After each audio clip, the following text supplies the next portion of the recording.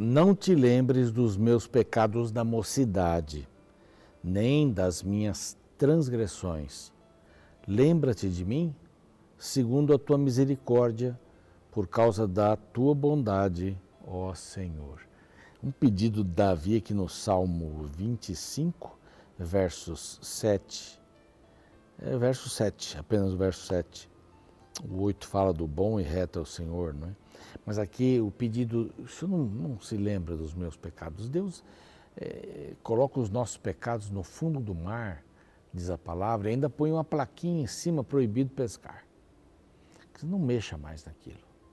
Então, Deus não vai se lembrar dos meus pecados da minha mocidade, nem das minhas transgressões.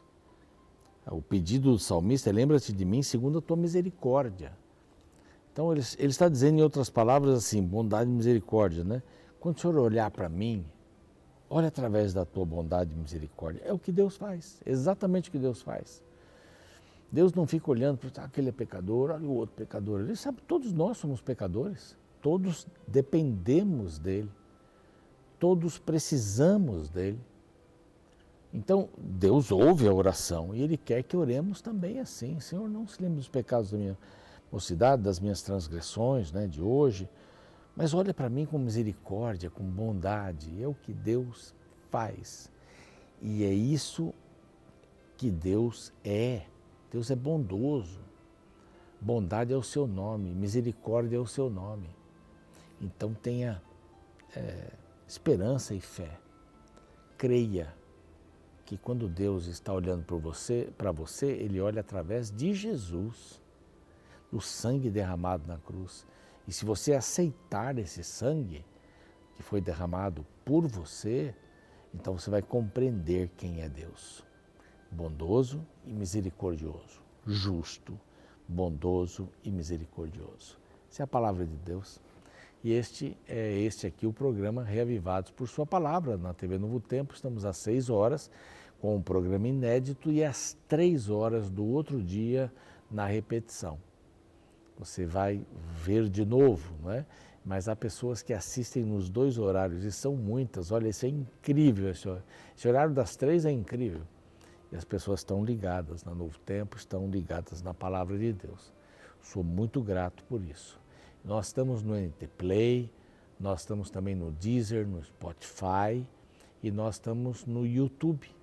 Lá no YouTube, o nosso canal é Reavivados por Sua Palavra NT. Esse é o canal. Vá lá, se inscreva no canal, dê o seu like, dê o seu joinha também e compartilhe tanto o link do canal como o link do verso com seus amigos. Nós temos um presente para você em nome da Novo Tempo e dos Anjos da Esperança. É um presente muito especial. Os Anjos da Esperança nos apoiam. E se você quiser saber mais sobre os Anjos da Esperança, aparece aqui um número de WhatsApp. Você pode perguntar ali, vai ter a resposta, tá ok? E este é o presente. É o curso bíblico Cura do Pecado. Deve ser incrível, hein? Cura do Pecado. Preparado com muito carinho. Esse material está à sua disposição. É só pedir por este WhatsApp aqui, que é diferente dos Anjos da Esperança. Tá bem? Então, combinados? Peça aí a sua revista. Vai pelo correio, vai pelo correio. Nós estamos começando então um novo livro, Esther, que tem 10 capítulos. É uma história muito linda. Nós vamos apreciar bastante esse livro, porque algumas histórias já são conhecidas e nós vamos tentar captar o melhor delas ou vários aspectos interessantes, importantes para compartilhar com você. Então, depois do intervalo, a gente começa o livro de Esther.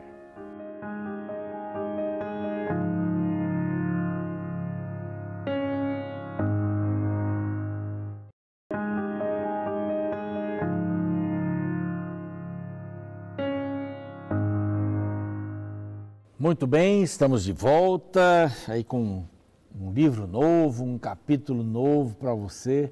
Vamos estudar aí os 10 capítulos de Esther. É um livro bem gostoso.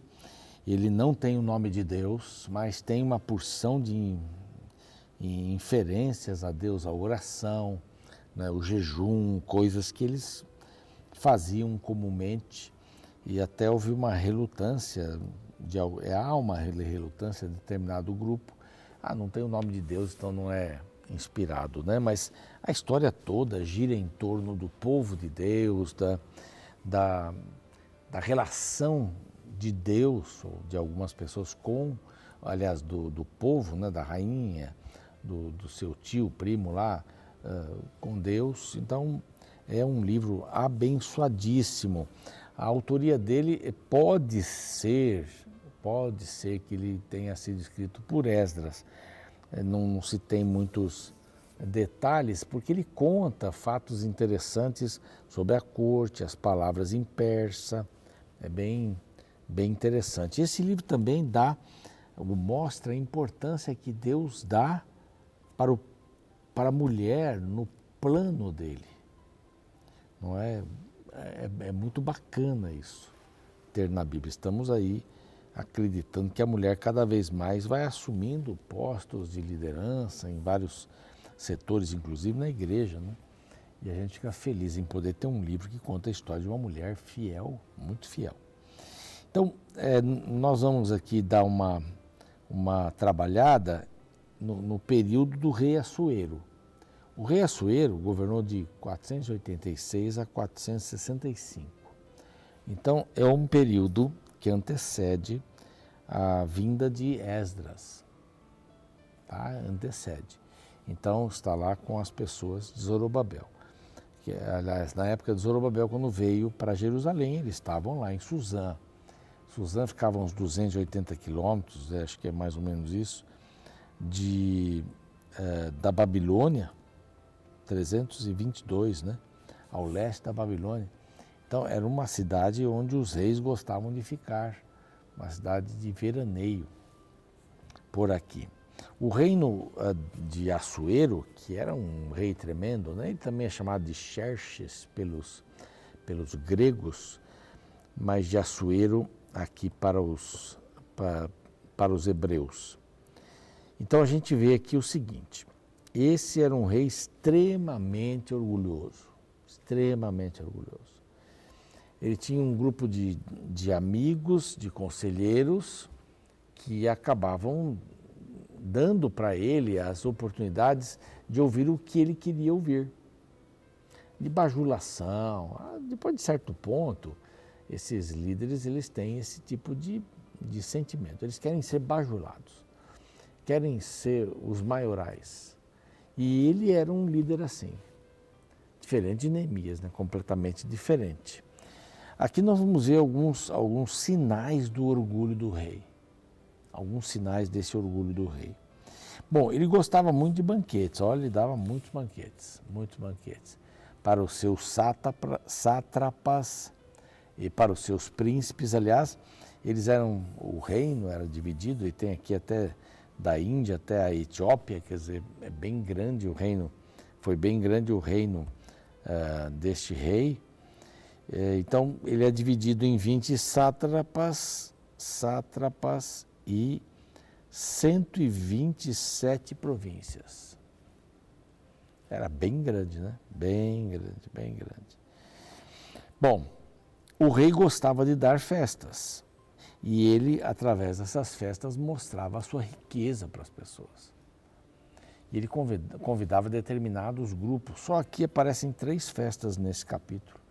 Depois aparecem mais algumas festas aí pela frente.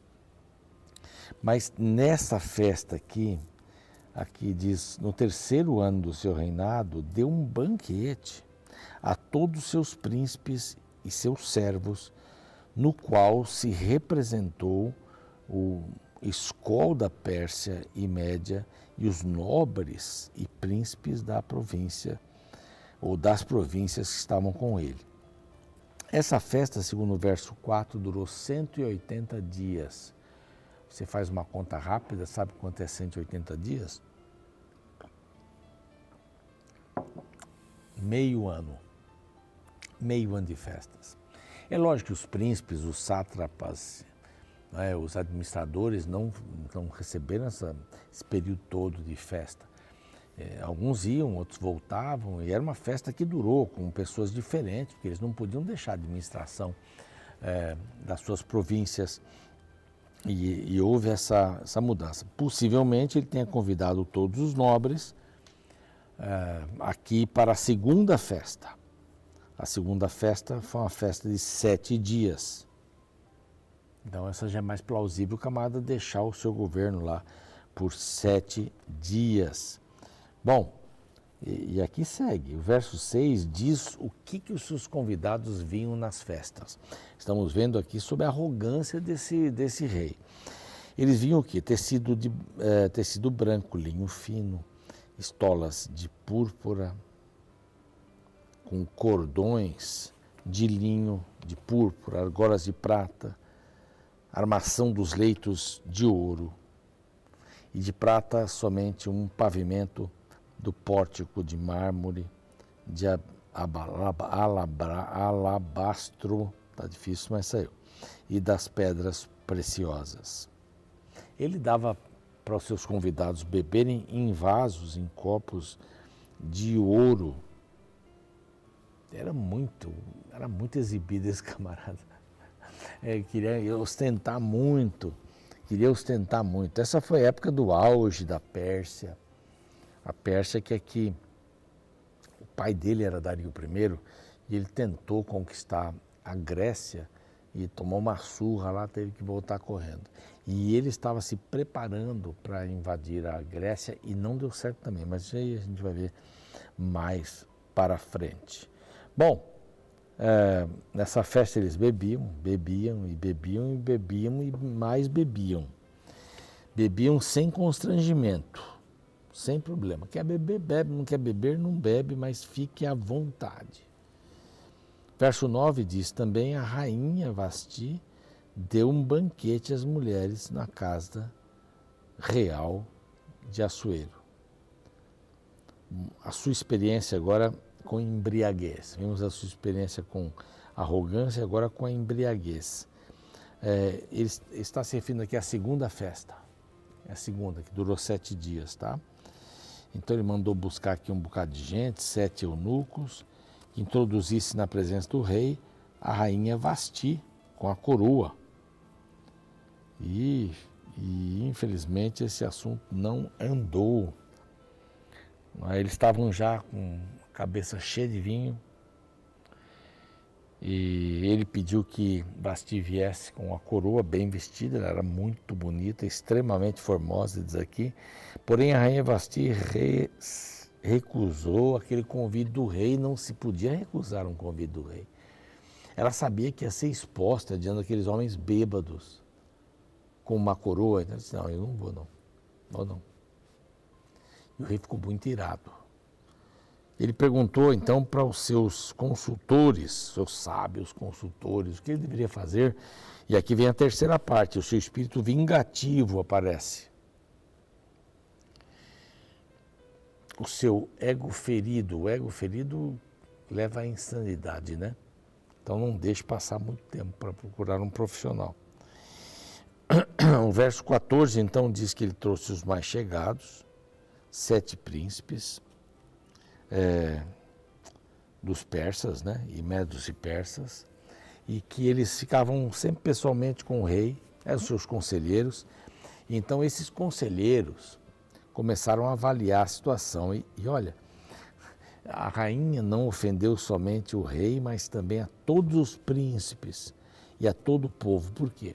Agora, rei, aconteceu o seguinte, a rainha vai inspirar as mulheres do reino e as nossas mulheres a não obedecerem mais o marido. Que a mulher tinha que obedecer o marido, ponto, não tem discussão. Mas as mulheres têm um péssimo exemplo agora para seguir. Então, eu acho que nós temos que tomar alguma medida séria, dura, para que ela possa aprender a lição e que as mulheres também temam desobedecer os seus maridos, né? Aqui a gente podia até inverter a história, né? Um pouquinho, inverter esse argumento. Os homens seriam mais brutos com as mulheres se, apoiados por um decreto do rei, eles dirigissem suas mulheres e elas não pudessem responder a eles. Seria um caos, né? Mas eu não sei que eles estavam com a cabeça. E aí a ideia foi que todas as mulheres o rei deve decretar em todo o seu reino vasto, que é o decreto: todas as mulheres darão honra ao seu marido, tanto aos mais importantes como aos menos importantes. Aí está um sentido assim bem chulo. A mulher agora tem que prestar continências ao seu marido. Isso nos ensinou uma grande lição, rei, porque agora as mulheres, quando o senhor tomar uma punição, elas vão obedecer o seu marido. E cartas foram feitas aqui, foram espalhadas, 127 províncias. E o seu conteúdo dizia que cada homem fosse para sua casa e que falasse a língua certa para com a sua mulher, né? A língua certa no sentido de, olha, aqui quem manda sou eu, né? Isso vai produzir maridos mais insensíveis. Então aqui está se olhando só um lado, né? Foi uma atitude muito estúpida do rei em ouvir os comentários dos seus conselheiros. Isso daí saiu bem caro para ele. Então o rei faz isso e olha, pode escolher uma nova rainha. Faz um decreto e escolhe uma nova rainha. Manda para todas as províncias, inclusive aquelas que têm a língua diferente da nossa, né? Escreva-se no seu idioma. E o rei então vai voltar a ter o respeito das mulheres. Tire Vasti, exonere Vasti, que ela não entre mais na presença do rei. E o rei dê a ela o reino que era seu, aliás, o rei dê a outra o reino que era seu. E ficou nessa história. Essa primeira é uma preparação para a gente encontrar Esther entrando no concurso para ser a esposa do rei e ganhando esse concurso. Por causa da sua beleza, por causa da sua leveza, ela agora vai passar por este caminho. Então nós vamos ver isso aí no capítulo de amanhã, né? Capítulo de amanhã, a nova rainha vai aparecer por aí. Então é uma história linda do povo de Deus sendo conduzido por Deus, porque esse decreto vai sair muito caro, mas outros que vão aparecer aqui também vão mexer com o povo de Deus. O rei não sabia que ela era judia, não sabia, mas ela vai aparecer e a história vai ser muito bacana aqui para frente. Vamos orar. Pai querido, nós sabemos que o Senhor tem um plano especial para todos nós, para o povo que é teu. O Senhor teve um plano especial para esta família, não é? Para este rei, especialmente para esta rainha, um plano especial de abençoar o seu povo. Que o Senhor possa nos ajudar a entendermos qual é o plano especial que o Senhor tem para a nossa vida. Que sejamos bem sensíveis para descobri-lo. Esse pedido te fazemos por Jesus. Amém. Muito bem, nós vamos ficando por aqui, o programa segue e amanhã a gente volta com o capítulo 2, né? A nova rainha. Estes dias li um interessante pensamento em um cartaz que dizia: não postar nas redes sociais não significa não viver, significa não expor o que vive. De fato, com o crescimento das redes sociais, cresce cada vez mais o número de pessoas que sentem a necessidade de expor todas as facetas de suas vidas, diminuindo cada vez mais o círculo particular da existência humana. Basta passar o olho por qualquer rede social e é possível ver pessoas compartilhando o que comem, bebem, vestem, lugares que frequentam, pessoas com quem se relacionam e por aí vai. E neste mundo de exposição, cada vez é mais frequente o número de pessoas que se prejudicam por expor aspectos da sua vida que ninguém deveria saber. Um caso semelhante pode ser visto no primeiro capítulo do livro de Esther. Nesta sessão encontramos a história do rei do Império Persa Assuero realizando uma festa de 6 meses de duração para exaltar as glórias do seu reino. No meio da festividade, o rei foi tomado por um desejo de exibir para os demais a beleza de sua esposa. Assim, no último dia da festa, o rei convocou Vasti para se exibir diante de seus convidados. Vasti, porém, não gostou nada disso e se recusou a realizar o desejo do seu marido bêbado. O verso 12 declara: porém a rainha Vasti recusou vir por intermédio dos eunucos, segundo a palavra do rei. Pelo que o rei muito se enfureceu e se inflamou de ira. O restante do texto revela que quando o rei Assuero recebeu a notícia da recusa de sua esposa, ele ficou envergonhado e enfurecido, ao ponto que decidiu punir severamente a rainha. O desfecho da história é um casamento desfeito, uma rainha destituída da posição real e um rei fragilizado publicamente. Tudo por causa do desejo de exibição que tomou conta do coração de um homem tolo. Sabe, esta história nos faz pensar que na cultura de exibição na qual todos nós vivemos, precisamos preservar algumas coisas apenas no âmbito particular de nossa vida. Por isso, para viver de forma mais saudável e segura, precisamos nos importar cada vez menos com a opinião dos outros, nos afastando desta vida de superexposição. Ao invés de viver atrás da aprovação humana, deveríamos almejar estar aprovados diante do tribunal de Deus.